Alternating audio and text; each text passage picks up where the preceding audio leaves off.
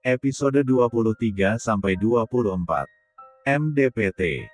Sore ini, Hanan dan Alia sudah bersiap mengunjungi kediaman Hendra. Setelah mendapat telepon dari Hendra, Hanan segera membawa Alia untuk bertemu dengan Resa. "Mau kemana kamu, Hanan?" tanya Mama yang berpapasan dengan mereka. "Aku mau bertemu seseorang, Ma," jawab Hanan tak menyebutkan yang sebenarnya. "Seseorang siapa? Kenapa Alia kamu bawa? Mending ditinggalkan saja, nanti biar Mama yang menemani," ucap Evi pada putranya.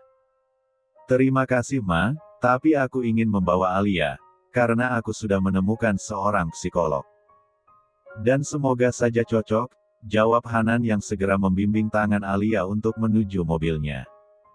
"Hanan, kita mau kemana?" "Aku tidak mau ikut," ujar Alia tak ingin masuk ke dalam mobil. "Kita mau ketemu dengan teman kamu. Apakah kamu ingat?" tanya Hanan mencoba untuk memancing. "Teman? Aku tidak mau teman, Hanan. Aku mau anakku," jawabnya masih enggan untuk masuk. "Ya baiklah, aku akan membawamu bertemu anak kita. Ayo sekarang masuk." Alia hanya mengangguk jika sudah dijanjikan untuk bertemu dengan anaknya. Hanan segera memacu kendaraannya menuju kediaman Hendra. Sementara itu Evi dan Bimo masih saja bingung mau berbuat apa. Mereka sedikit goyah saat Hanan mengatakan ingin membayar seorang psikolog untuk menemani Alia. Bisa-bisa rencana mereka gagal. Kenapa susah sekali menyingkirkan orang G1 lah itu? "Jika Alia kembali sembuh, itu berarti kita sudah tak mempunyai kesempatan lagi," ucap Bimo dengan kesal. "Maka dari itu kita harus merencanakan dengan rapi. Kita harus lebih hati-hati lagi," sambung Evi. Sementara itu di tempat lain, Hendra menyambut kedatangan sahabatnya dengan senang. "Ayo masuklah," ucap Hendra membawa Hanan dan Alia masuk ke dalam. "Katanya orangnya ada di sini?" tanya Hanan masih belum paham, ekor matanya masih mencari keberadaan psikologi yang ingin membantu istrinya. "Iya, kamu bawa Alia duduk dulu, akan aku panggilkan psikologinya," ujar Hendra segera beranjak menuju dapur. "Ayo sayang, duduk sini." Hanan membawa Alia untuk duduk, namun, wanita itu menggelengkan kepalanya. "Hanan, aku mau bertemu B4Y-ku, aku tidak mau di sini," tolaknya dengan suara sedikit keras. Saat Hanan masih berusaha membujuk Alia, Resa dan Hendra datang menghampiri mereka. "Res, ini Dokter Hanan, dan ini istrinya yang aku ceritakan semalam," ucap Hendra memperkenalkan pada istrinya. "Hai, Dok." Resa menyambut uluran tangan Hanan. "Hai Alia, kenalan dulu kita yuk. Namaku Resa, nama kamu siapa?" tanya Resa meraih tangan Alia. Namun, wanita itu hanya diam dan menatap heran. "Apakah kamu ingat siapa namamu?" tanya Resa kembali. Alia hanya menggelengkan kepala. Resa mengusap bahunya, lalu membawa duduk. "Yuk ingat dulu siapa nama kamu, kalau kamu bisa ingat, nanti aku kasih hadiah." "Kamu mau hadiah apa dari aku?" tanya Resa dengan senyum dan bernada lembut. Mungkin karena sudah profesinya, maka dia mempunyai cara untuk memancing ingatan sang pasien agar kembali normal. "Hanan, aku mau B4Y-ku," jawabnya dengan panggilan yang sama saat memanggil sang suami. "Wah, kamu hebat ya, sepertinya orang yang kamu percaya hanya suamimu." "Namaku Resa, ini yang Hanan," ucap Resa sembari menunjuk pada Hanan.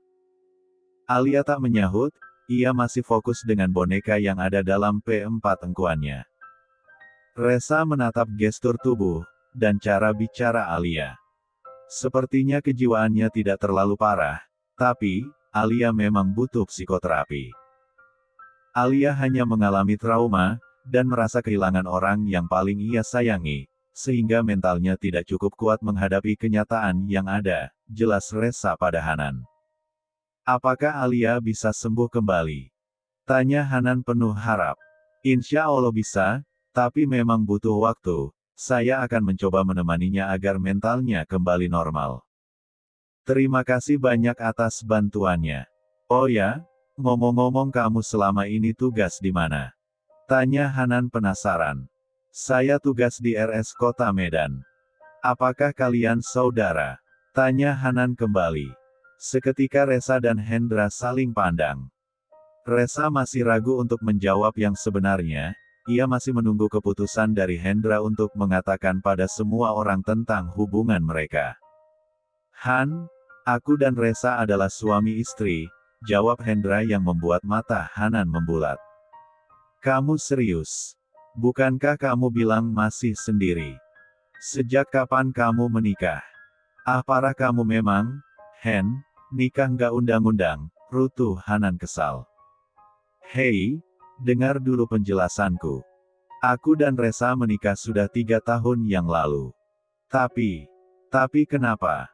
Tanya Hanan tak sabar mendengarkan penjelasan sahabatnya itu.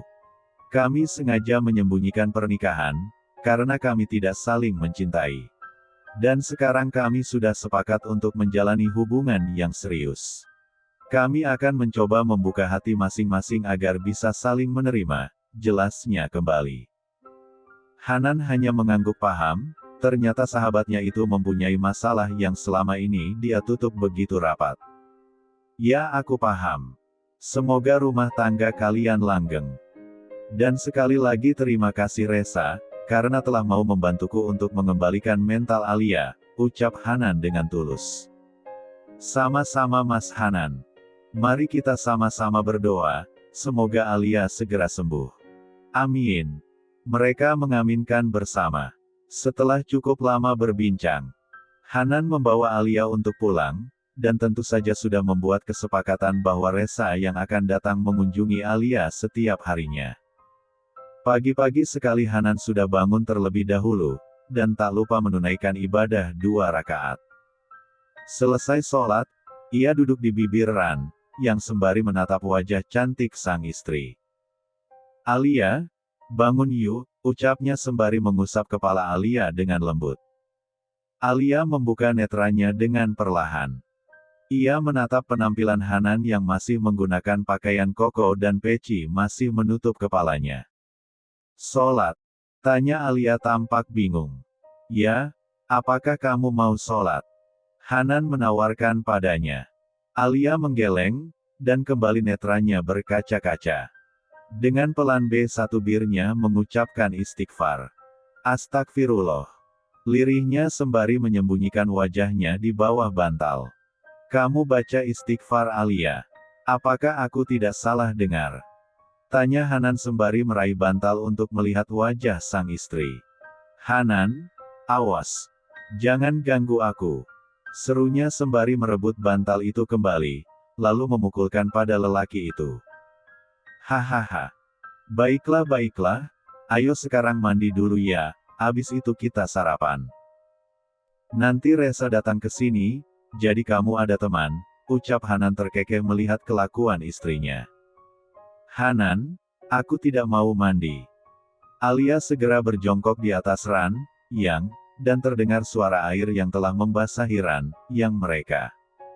Ya ampun, Alia, kamu P1 pis lagi. Tanya Hanan menatap tak percaya.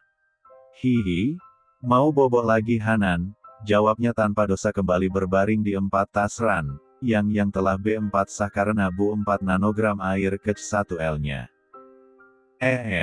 Bangun Alia, ayo mandi, ucap Hanan menghela nafas dalam. Ia mencoba memasok rasa sabar yang tak terbatas. Sadar sekali kondisi Alia saat ini karena perbuatannya. Dengan racauan yang tak jelas Alia mengikuti langkah Hanan menuju kamar mandi. Dan Hanan dengan sabar membersihkan kekacauan yang telah dibuat oleh sang istri. Setelah selesai mengurusi Alia, Hanan segera menuju dapur untuk meminta Bibik membuatkan sarapan untuk Alia. Bik, tolong buatkan sarapan Alia seperti biasanya ya, titah Hanan. Baik, Den. Bibik mengangguk patuh. Sementara itu Evi baru saja keluar dari kamarnya. Ia ikut bergabung dengan Bibik di dapur. Lagi masak apa, Big? Tanyanya sembari mengambil gelas kosong meletakkan di atas tadah. Ini bikin sarapan untuk Non Alia, Nyonya, jawab Bibik masih mengaduk bubur ayam. Apakah Hanan sudah minum kopi? Belum, Nyonya. Ya sudah, biar saya yang membuatkan. Tolong kamu antarkan ke kamar mereka ya, sekalian susu untuk Alia. Baik, Nyonya. Episode 24. Saat Bibik masih sibuk dengan masakannya, Evi tak menyia-nyiakan kesempatan yang ada.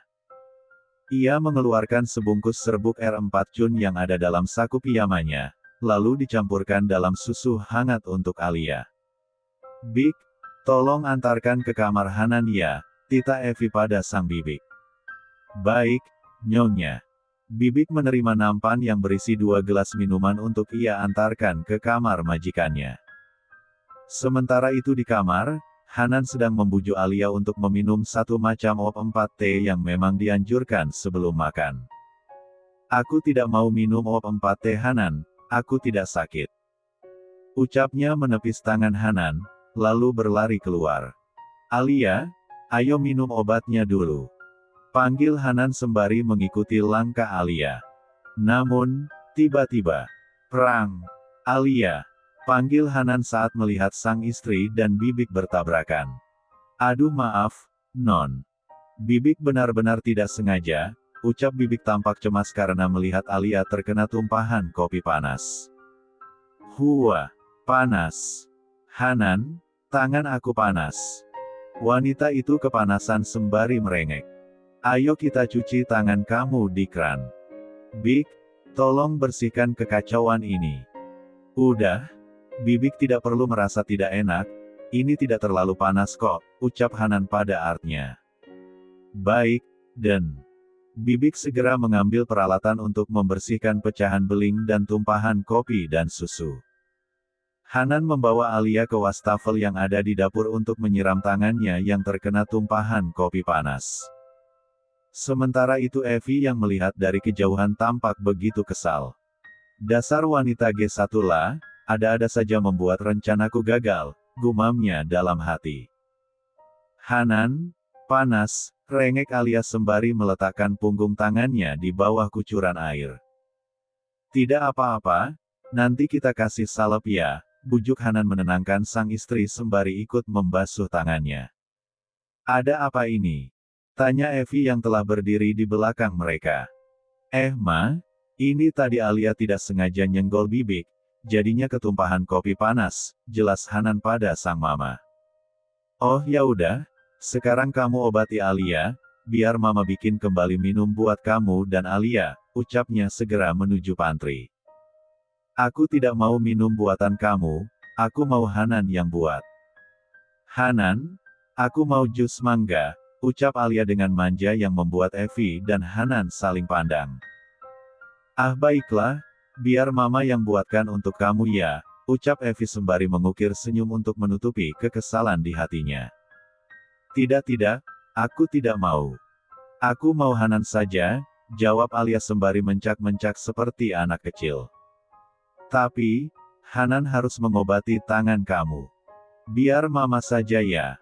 Tidak apa-apa, Ma. Biar aku saja.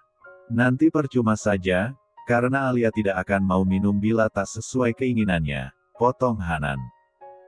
Baiklah, tapi kamu harus minum op 4T dulu ya, bujuk Hanan sembari menyerahkan obat yang tadi dalam sakunya. Yi.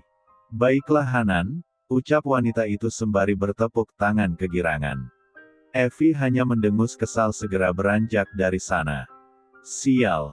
Awas saja kamu Alia, untuk kali ini kamu mungkin bisa menyelamatkan nyawamu. Tapi, nanti akan kupastikan kamu kukirim ke neraka, gumam wanita baya itu saat memasuki kamarnya. Kenapa?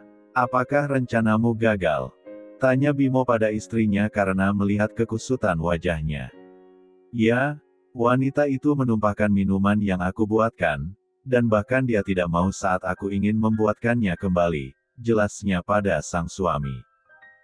Aku bilang juga apa, sepertinya wanita G1 lah itu mempunyai malaikat pelindung, balas Bimo dengan senyum senjang. Kita lihat saja nanti. Akan aku pastikan dia lenyap dari kehidupan Hanan, ucap Evi penuh amarah. Sementara itu Alia duduk dengan tenang sembari memperhatikan sang suami memenuhi keinginannya untuk membuat segelas jus mangga. Hanan, B4Y aku mau, ucap Alia saat melihat Hanan sedang memotong buah mangga. Hanan mengambil beberapa potong, lalu meletakkan di atas piring kecil dan memberikan pada Alia. Ayo buka mulut kamu, ucap Hanan sembari mengarahkan sendok garpu yang ada potongan buah mangganya. Anakku yang mau Hanan, ucap Alia menatap dalam. Tiba-tiba netranya berkaca-kaca. Entah apa yang membuat hati wanita itu menjadi haru, apakah karena kebaikan dan ketulusan hati Hanan dalam merawat dan menjaganya. Hei, kenapa menangis, sayang? Tanya Hanan segera mengambil tisu dan menyeka air mata sang istri. Dokter, ucap Alia pelan yang membuat Hanan terkesiap. Alia, apakah kamu sudah bisa ingat? Tanya Hanan, dan tangannya ingin mengusap kepala Alia, namun wanita itu menepisnya. Singkirkan tanganmu dokter. Sentaknya segera berlari masuk ke dalam kamar. Alia, Alia. Panggil Hanan mengikuti langkah Alia. Saat Hanan ingin masuk ke dalam kamar, Bibik memberitahu bahwa ada tamu yang mencarinya. Hanan mengurungkan niatnya untuk menemui Alia, ia segera menyambut kedatangan tamunya yang tak lain adalah Hendra dan Resa. Hei, kenapa wajahmu aneh seperti itu? Tanya Hendra pada Hanan. Res, tadi saat aku ingin menyuapi Alia buah, tetapi tiba-tiba dia menangis dan memanggilku dengan sebutan, dokter, apakah itu artinya Alia sudah mulai sembuh? Tanya Hanan pada Resa. Dia mengabaikan pertanyaan Hendra. Apakah selama ini Alia memanggil Mas Hanan dengan sebutan dokter?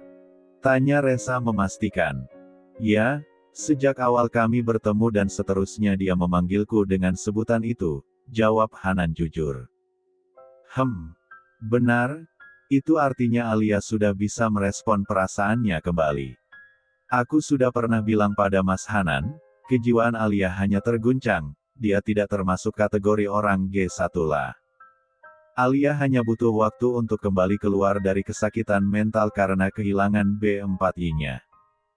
Dan ditambah lagi sebelumnya kalian ada masalah yang belum selesai, jelas Resa pada Hanan. Res, apakah Alia mau memaafkan aku? Tanya Hanan dengan wajah sendu. Aku akan berusaha untuk menjadi teman dan juga dokter untuknya. Tapi soal maaf aku tidak bisa memastikan. Aku harap Mas Hanan harus lebih bersungguh-sungguh lagi dalam berusaha agar mendapatkan maaf dari Alia. Hanan hanya menghela nafas pelan sembari meraup wajahnya dengan penuh frustasi. Ia sangat takut bila nanti Alia tak mampu memaafkannya. Ah lemah, ucap Hendra sembari menyenggol bahu Hanan. Tenanglah, aku yakin Alia pasti bisa memaafkanmu. Makanya jadi laki-laki harus bertanggung jawab, ucap Hendra menggurui, namun terdengar sebagai sebuah nasihat. Ya, aku sadar ini semua adalah kesalahanku, jawab Hanan tak menampik. Udah, sana kamu bersiap, kita ke RS bareng, titah Hanan. Hanan hanya mengangguk dan segera membawa Resa masuk menemui Alia yang masih berada di dalam kamar. Mana jus untuk Alia? Tanya Resa. Aku belum sempat membuatnya, sebentar aku buatkan dulu. Hanan meneruskan untuk membuatkan Alia jus yang diinginkannya, lalu meminta Resa memberikan pada Alia. Setelah selesai menyerahkan pada Alia, Hanan segera bersiap untuk berangkat ke RS bersama Hendra. Res, aku titip Alia ya. Terima kasih sudah mau menerima permintaanku yang terkesan ngelunjak, karena hanya kamu psikologi yang mau menerima tawaranku, ucap Hanan pada Resa merasa sungkan. Iya, tidak perlu merasa tidak enak Mas Hanan. Kamu itu sahabat baik suamiku, maka aku juga akan menjadi sahabat baik untuk Alia, ucap Resa dengan senyum senang.